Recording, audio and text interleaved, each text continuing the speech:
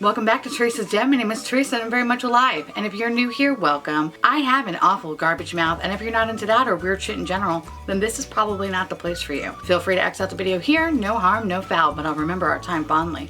If you want to jump straight to the review, the swatches and all that good shit, I will leave a time code down below. Feel free to jump ahead. Okay guys, so I just got back from my work trip. It was fucking awful.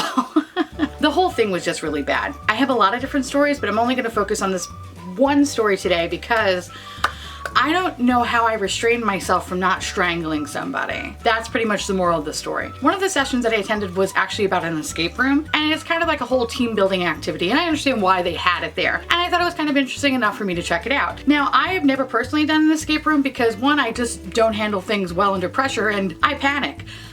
Like that. So I never like to put myself in those situations. So I'm in a row all by myself, and there are a couple people in front of me and a couple people behind me. So the moderator asked us to break out into groups of 4 and 5. When I'm by myself, I'm very much introverted because I often feel that I'm better than everybody else now.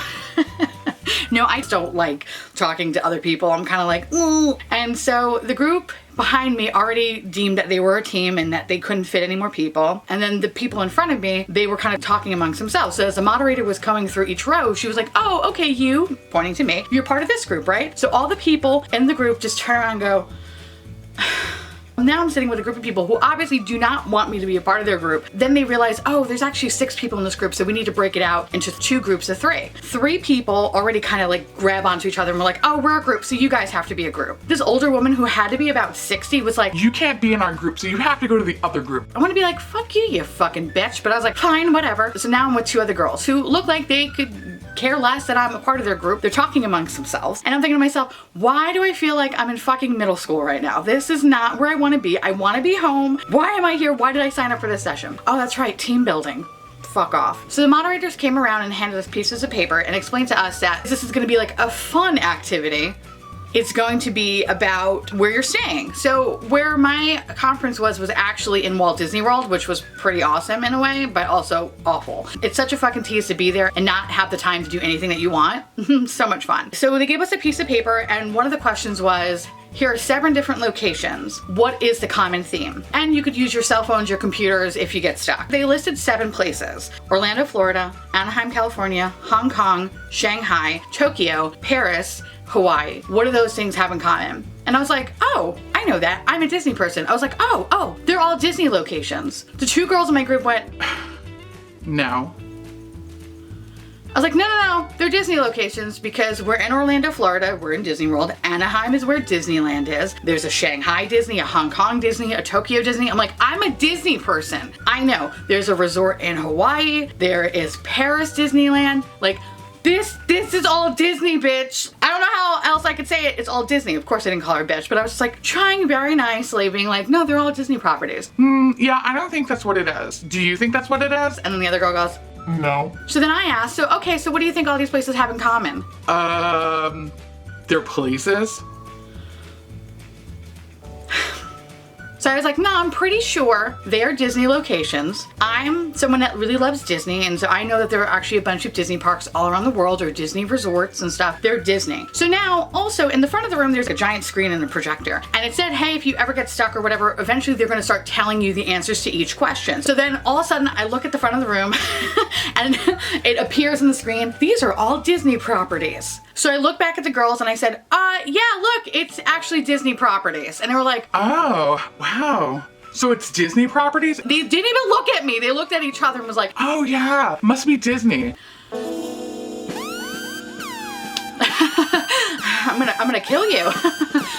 So then the next question was, can you please put these places from east to west? Okay. Rude. Starting where you are, which is Orlando. So like Orlando and Paris. So now I'm kind of like mapping out. So it's like Orlando, Paris. I'm like, I'm not sure if Hong Kong or Shanghai comes first. I'm not really sure. So they're looking at me like, you don't know? And I'm like, no, I don't know, because I don't know fucking China. I don't know. I know it's fucking before Tokyo. Like, that's all I could tell you. Oh, I guess we kind of have to figure out where they are. And I want to be like, you're giving me shit for not knowing where they are, but yet you don't know where the fuck they are either? Go fuck yourself, you stupid fucking bitch. But I didn't say that. I just said, my cell phone doesn't work, so you're gonna have to look at the map. I don't know how I have so much control sometimes.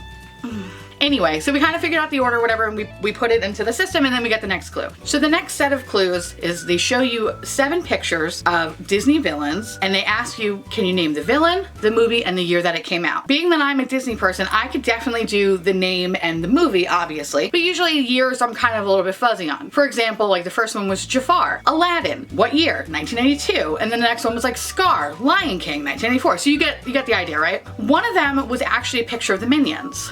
These guys, they're not Disney. That's not a Disney movie. I'm not sure everybody knows that, but I definitely know that that's not a Disney property. So basically the question was asking you, name each Disney villain and their movie, as well as the year that it came out. Now, highlighting Disney, right? I'm looking at the list, I said, actually that's Despicable Me, that's Minions, that's not Disney. I don't think they would put that on the sheet if they didn't want you to include it.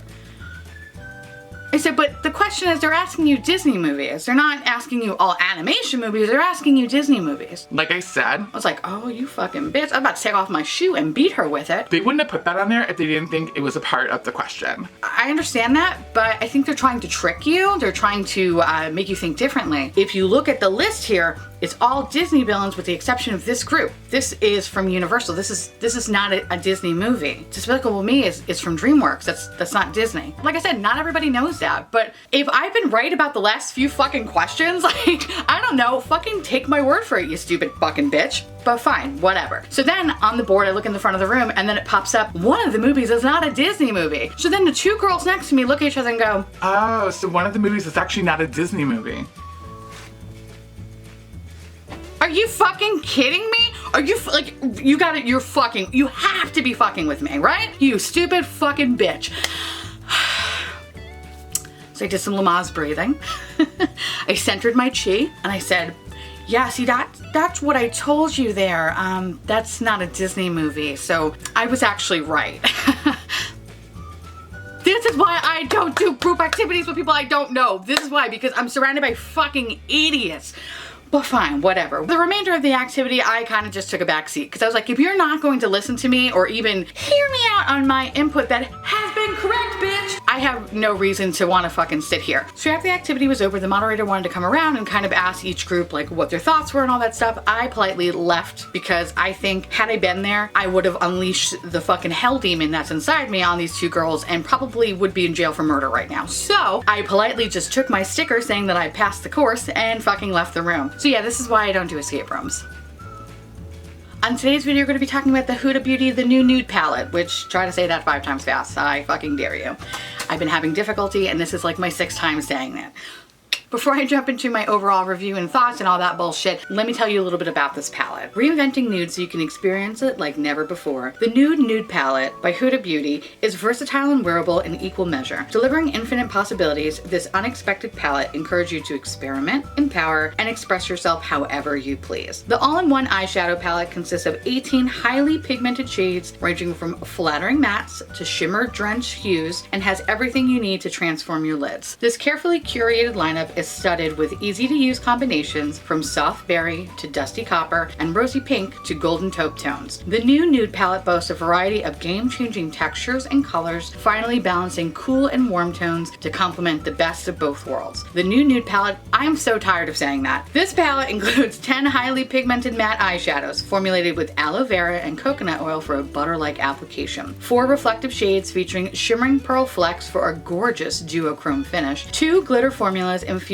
with innovative silicones for advanced adherence, pigment dispersion, and luminosity, 1 pressed pearl combined with ossia, jojoba, and sunflower wax for a high shimmer finish that layers effortlessly on top of mattes, adding creamy depth and dimension, 1 concealer base for a flawless application and to boost eyeshadow. Okay, whew, that was a fucking mouthful. I have a weird relationship with Huda Beauty because I have a couple of her palettes, but I never felt like they were all that great. I know I said it. Ooh. Okay, so I never got the remastered rose gold or texture weird eyeshadows because texture eyeshadows just sounds awful. Like, who is that for? Not me. So the only palettes that I actually do own is I have over here, I have like a little, one of the little 9-pan Obsession ones, and I actually have the blue one, which I still have to review. I haven't played around with that one yet, and the Desert Dust palette. And as you can see, I got it last year for Christmas. I don't really use it very much. And I think it's just the formula is okay. It's not that great. So that's why I never really kind of gravitate towards her eyeshadows. And the little 9-pans I think are slightly better, but still,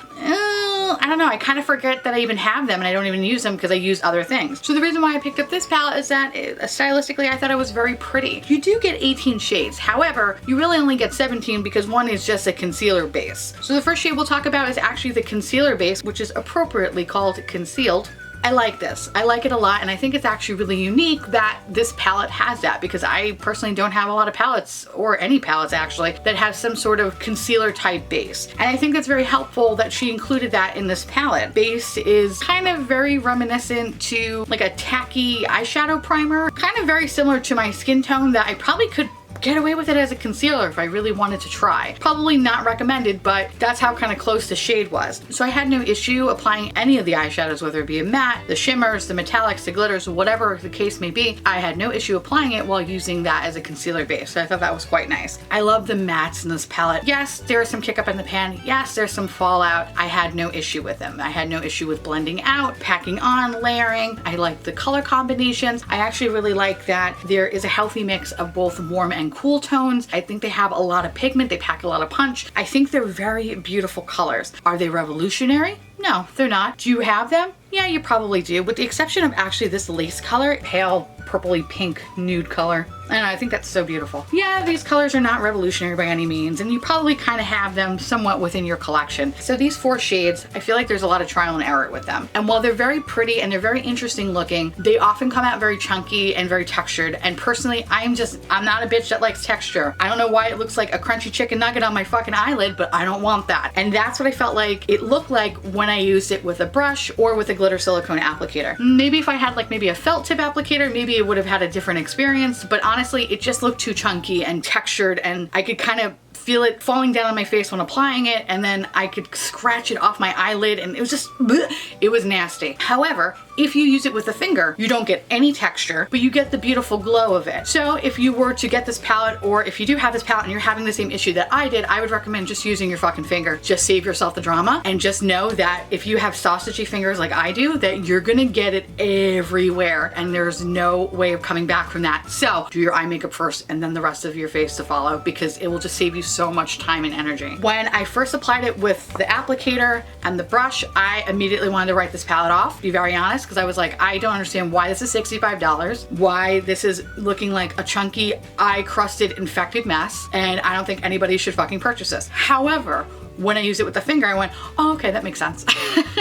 I fucking literally flipped and I was like, yeah, okay, I get it now. I get it, Huda. The other 2 shades in this palette are like pressed glitter, and I felt that this applicator totally shined and it worked so well. And it was able to dip into the pan very gently and to place it on my eye. And this is actually small enough that I can get into my little tiny eyes, and it looks really lovely. I think adding the pressed glitter brings a beautiful shine to it. I can't wear this every day. And also there's a lot of glitter fallout, so I feel like I'm either having a stroke or it's somehow getting into my fucking eyelashes. One or the other. So if you don't hear from me, then you know it's a stroke. But if it's not, then you know it's the glitter. So do I think it's worth it? Yes and no. If you're new to makeup and this is the one purchase that you want to make from Huda Beauty, I'm gonna stop you right there. Don't do it, because you're gonna fucking have so much heartache with this. Even though the matte shades in this palette are beautiful and very easy to use, you're gonna have a lot of difficulty with the pressed glitters and these kind of metallic duochrome shades. You're gonna fucking hate it, and you're gonna be mad that you bought this palette straight up. However, if you are a makeup enthusiast like myself, or makeup artist, or someone that just has a basic understanding and idea on how to work with difficult eyeshadows, I think you're gonna like this. I think it's very pretty. I think that even though these glittery shades are a little difficult to use, once you kind of figure out what works best for you, you'll have no issue with them. What's really nice about this palette, and I feel like it's a little bit more versatile, say, than the Desert Dust palette, is that I'm able to kind of use a lot of these matte shades for work appropriate looks. And granted, even though I go into the office with sometimes like a blown out, dragged out look, sometimes I want to keep it simple, keep it very minimal, and I think this palette definitely achieves that. Kind of almost reminds me of Soft Glam in that sense. Palette retails for a cool $65. $65 is high.